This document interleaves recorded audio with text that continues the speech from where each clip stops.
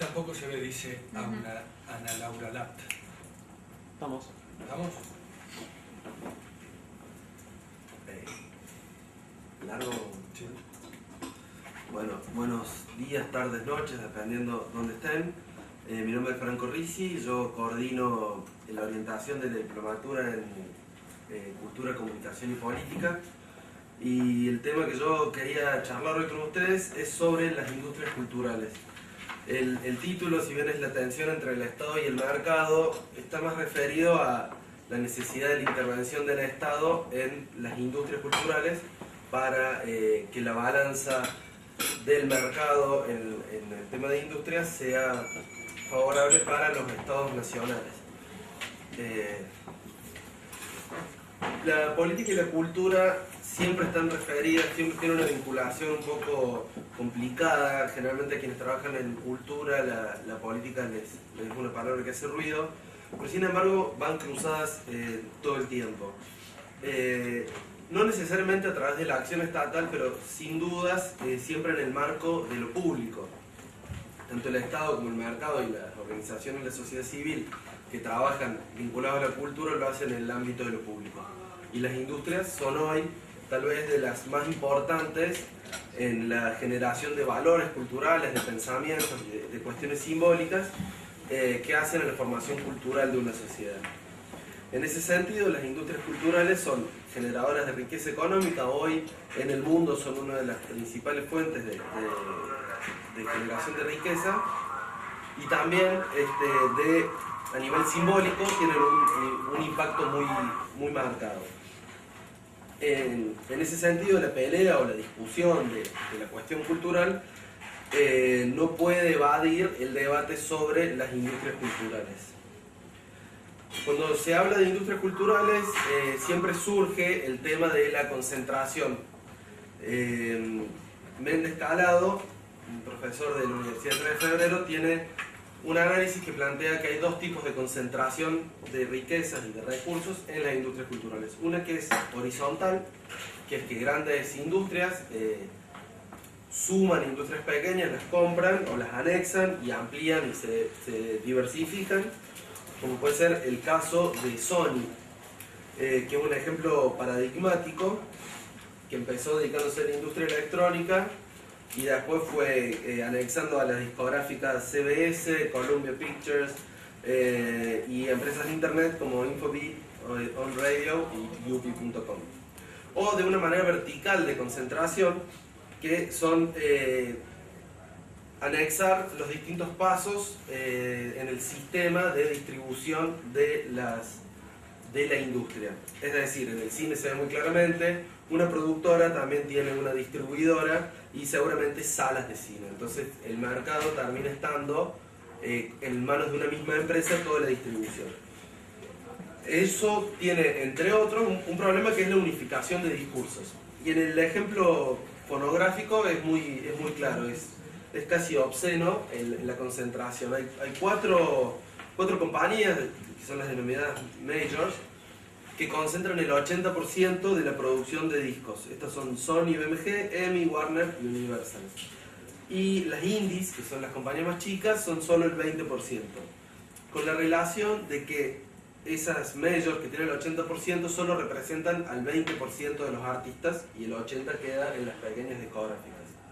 En Brasil la relación es similar, en Chile es aún peor. En Chile el 97% está en manos de las majors y solo el 3% en manos de las indies. Y el caso argentino es más o menos similar, es el 78 contra el 22. Eso trae aparejado la necesidad de que haya un Estado o lo público que puede interferir en esta situación para equilibrar las balanzas. Sobre todo a las asimetrías que hay en el intercambio cultural por la internacionalización de la cultura. Pido disculpas que mi tono de voz, pero tengo una gripe fuerte. Si lo da excusa, si no les gusta la charla, pueden alegar que era por la gripe. Bueno, en el sector audiovisual, para ver el tema del peso que tiene algunos estados, como puede ser Estados Unidos, para el año 92, y eso fue creciendo, Europa adquirió producciones norteamericanas en cuestión de cine por 4.600 millones de dólares y sus ventas fueron apenas de 250 millones de dólares para el resto del mundo. Eso hace que la balanza comercial de las industrias culturales quede con un déficit muy fuerte. Para eso surgen las políticas nacionales que empiezan en Francia en la década del 60 con André Malraux cuando crean el Ministerio de Cultura, que con el tiempo eso fue pasando de alta cultura a una cultura más masiva, que incluía también los medios de comunicación, para repensar cómo intervenir en el mercado para rescatar valores o identidades nacionales y producciones nacionales. Lo cual también genera empleos genuinos, la industria cultural genera empleos genuinos, que cuando hay una monopolización del mercado se complica. El proteccionismo estatal, en el caso argentino, las industrias culturales crecieron en los últimos 5 años, tuvieron un crecimiento, un superávit en los últimos 5 años. Y hoy representa solo a través de industrias culturales el 3,5% del Producto Bruto Interno. Esto es algo así como 10.000 millones de pesos del producto que generan las industrias culturales argentinas. Que es un crecimiento muy grande, teniendo en cuenta que para el 2001, antes del 2001, era del 2,7% para todo el sector cultural.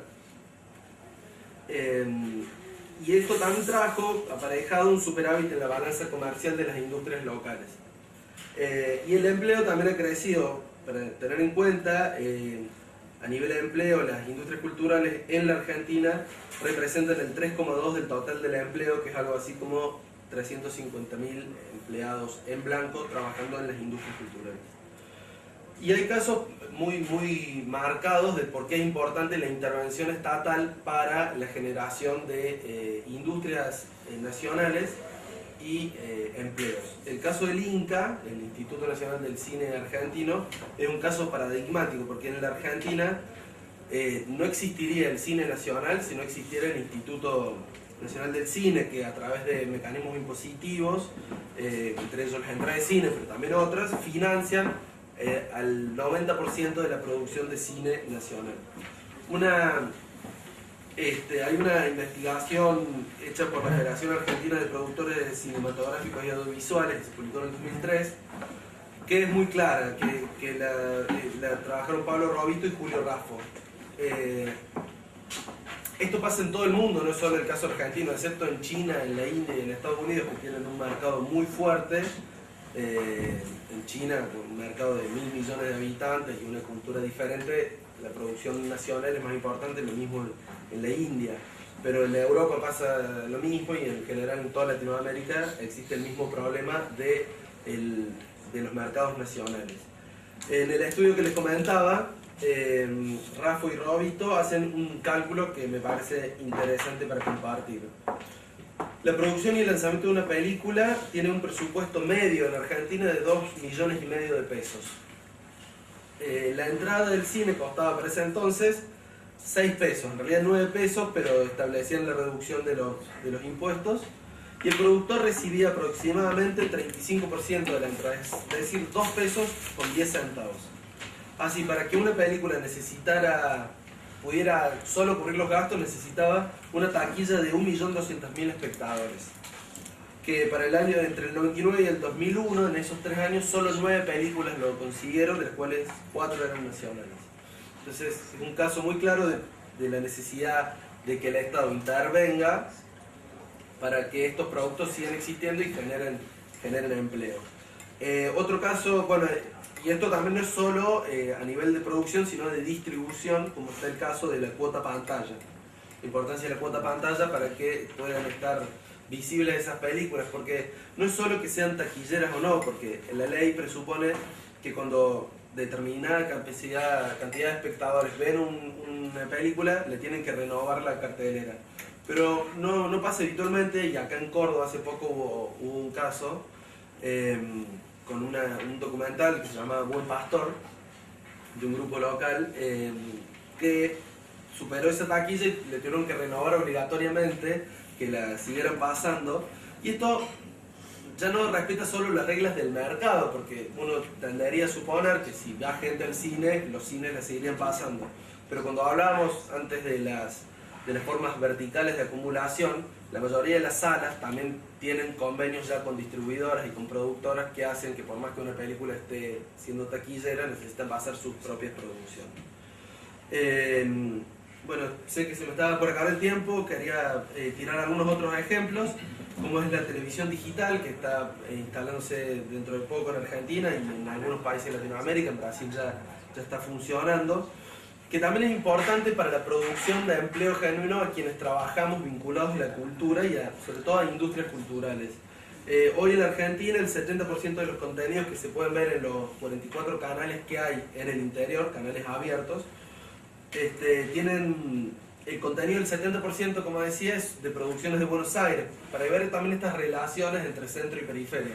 No solo la relación de Argentina o países de Latinoamérica con las grandes producciones del mundo, sino para adentro, entre la ciudad de Buenos Aires y el interior de las provincias. Bueno, la ley de medios sería una forma de repensar esas distribuciones de la industria con la necesidad de la generación de producciones locales, lo cual amplía las posibilidades de gestiones propias de producciones y de nuevas voces que se estarían propagando. También está la diferenciación que se da, que la televisión digital solo rompe, y hay algunos ejemplos acá, entre la televisión paga y la televisión abierta. En la Argentina el 9,5 de cada 10 hogares poseen televisión, es decir, casi todos. Y de eso el 59% tiene, el 56%, perdón, está conectado a la televisión paga. Pero si comparamos con países, es el tercer país con mayor cable del mundo después de Canadá y Estados Unidos. Pero si lo comparamos con países que tienen una televisión pública con mucha trayectoria y buenas producciones, como puede ser Gran Bretaña, tienen mucho menor la televisión paga. Gran Bretaña tiene el 40%, Francia el 28% y España solo el 9,8% de sus habitantes están conectados a la televisión paga. Otro de los datos que suceden en Argentina, que hoy están en debate, que suponemos que pueden salir o no, pero que son importantes para repensar las industrias culturales, es la industria editorial. En Argentina hay más de 1.600 editoriales, de las cuales solo 10 manejan el 50% del mercado. La mayoría de las otras no tienen capacidad de llegar a un público masivo, porque tampoco hay traducción al extranjero ni hay promoción de ventas de libros argentinos al extranjero. Bueno, se está pensando del Instituto Nacional del Libro, que sería como un INCA vinculado a la industria editorial, y lo mismo está pasando con la ley de la música, que es otro debate para plantear cómo generar trabajo genuino desde las producciones artísticas locales en un mercado tan adverso como es el que comentamos al principio de la industria discográfica. Bueno, planto ahí, así después podemos pasar a las preguntas. Estupendo, estupendo.